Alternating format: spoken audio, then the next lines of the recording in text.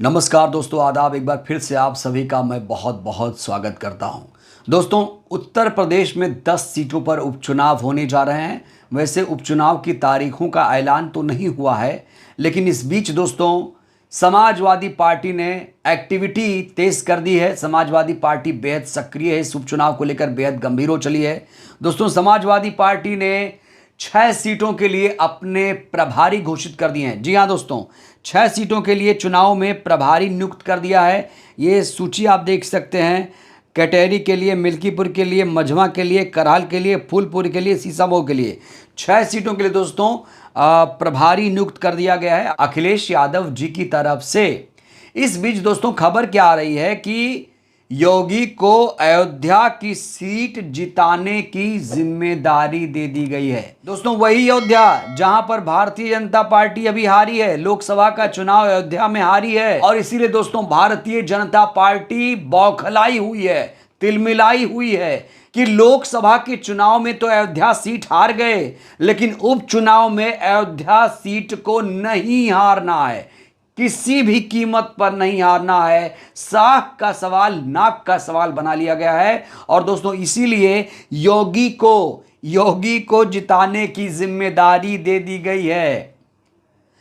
क्या पहले योगी को जिताने की जिम्मेदारी नहीं दी गई थी? मैं सवाल पूछना चाहता हूं दोस्तों आप लोगों से, भारतीय जनता पार्टी के लोगों से भी, कि क्या 2024 के लोकसभा के चुनाव में योगी को जिताने की जिम्मेदारी नहीं दी गई थी? दी गई थी दोस्तों। और योगी खुद कह रहे थे कि 80 की 80 सीटें भारतीय जनता पार्टी जीतेगी। 2024 के लोकसभा के चुनाव में जो हश्र हुआ वो आप जानते हैं। 37 सीटें जीतकर सबसे बड़ी पार्टी बन गई है समाजवादी पार्टी और मात्र 33 सीटों पर सिमट गई है भारतीय जनता पार्टी। अपनी हार से बौखलाई तिलमिलाई भारतीय जनता पार्टी ने दोस्तों अब अयोध्या में उपचुनाव जीतने की कोशिश शुरू कर दी। सोचिए, एक छोटा सा उपचुनाव दोस्तों, उसके लिए योगी को लगा दिया गया है, मुख्यमंत्री को लगा दिया गया है। और अयोध्या में दोस्तों अभी क्या हुआ है उसके बारे में भी सोचिए। अयोध्या में हाल ही में एक बड़ा कांड हुआ था, याद है आपको? मोहित खान का मामला। मोहित खान जो समाजवादी पार्टी के भदरसा नगर अध्यक्ष हैं, उनकी मिल थी, फैक्ट्री थी, 70 साल की उम्र है, उनको गैंगरेप के केस में फंसा दिया गया। ऐसा समाजवादी पार्टी का आरोप है। और अखिलेश यादव ये भी कह रहे हैं कि उन्हें फंसाया गया है। अगर मोहित अपराधी है तो इस मामले में डीएनए टेस्ट क्यों नहीं कराते? दोस्तों, भारतीय जनता पार्टी इस मामले पर बैकफुट पर चली गई है। भारतीय जनता पार्टी मोहित का डीएनए टेस्ट नहीं करा रही है, जबकि डीएनए टेस्ट होना चाहिए। क्योंकि दोस्तों आरोपी की उम्र 70 साल है, पीड़िता की उम्र 12 साल है। एक और आरोपी इसमें राजू नाम का है दोस्तों, उसकी उम्र कहा जा रहा 22 साल है। और इसमें खुलासा यह भी हो चुका है कि जो पीड़िता है और जो आरोपी राजू है, वो दोनों छुप छुप के मिला करते थे। वहां के लोग दोस्तों ये बता रहे हैं। अब ये कितनी सच्चाई है तो जांच का विषय है, लेकिन दोस्तों ग्राउंड पर लोग यही बता रहे हैं कि भाई जो मोहित है वो इस तरह का व्यक्ति नहीं है, उसे फंसाया जा रहा है, जानबूझकर उसे फंसाया जा रहा है। दोस्तों, समाजवादी पार्टी के तमाम नेता तो ये कह रहे हैं कि योगी को अयोध्या का चुनाव जीतना है, इसलिए हिंदू मुसलमान किया जा रहा है। दोस्तों, जैसे ही पता चला कि मोहित खान इसमें आरोपी है, तुरंत उसके घर पर बुलडोजर चल गया, उसके मिल को, फैक्ट्री को भी सील करके बुलडोजर से तहस नहस कर दिया गया। तो दोस्तों जहां जहां मुस्लिम आरोपी दिखते हैं, भारतीय जनता पार्टी एक्टिव हो जाती है। खास तौर से योगी का जो बुलडोजर है, बाबा जी का बुलडोजर है, वो तैनात हो जाता है। और ये जो खबर आई है कि अयोध्या जिताने की जिम्मेदारी सीएम योगी की है, तो दोस्तों इसलिए अब समाजवादी पार्टी और ज्यादा आक्रामक हो गई है। कह रही है कि हम तो यही कह रहे थे कि ये लोग अयोध्या उपचुनाव जीतने के लिए मोहित को फंसा रहे हैं। और दोस्तों अब अखिलेश यादव हो या फिर शिवपाल यादव हो, समाजवादी पार्टी के तमाम नेता हैं दोस्तों, वो खुलकर बोल रहे हैं कि ये मुसलमान, हिंदू मुसलमान करके अयोध्या का उपचुनाव जीतने की कोशिश कर रहे हैं। लेकिन इनकी जो साजिश है, कामयाब नहीं होगी। जिस तरीके से हमने लोकसभा के चुनाव में भारतीय जनता पार्टी को पटखनी दी है, उसी तरीके से शर्मनाक हार होगी अयोध्या में भारतीय जनता पार्टी की भी। दोस्तों, इस समय एक बड़ी खबर आ रही है। खबर यह है कि मोहित खान को जमानत मिलने वाली है। इस हेडलाइन को देखिए दोस्तों, 17 अगस्त को मोहित खान की जमानत पर सुनवाई होने जा रही है। मोहित खान के परिवार की तरफ से न्यायालय में प्रार्थना पत्र दिया गया और गुहार लगाई गई, मिलॉर्ड जमानत दीजिए। और जो प्रार्थना पत्र है दोस्तों एक्सेप्ट हो गया है।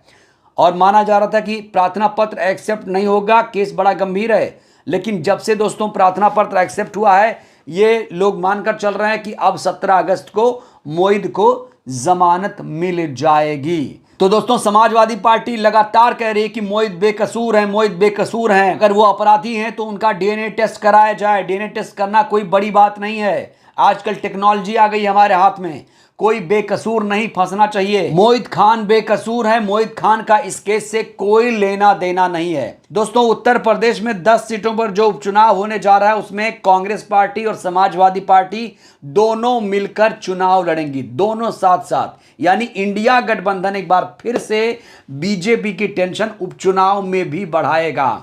और इस उपचुनाव को दोस्तों आप लोग हल्के में मत लीजिए।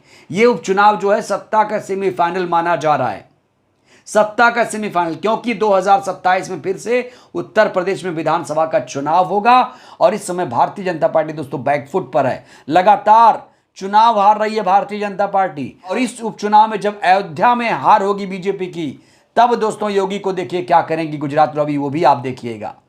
गुजरात लॉबी वैसे भी दोस्तों योगी से परेशान है। गुजरात लॉबी योगी को बिल्कुल पसंद नहीं कर रही है।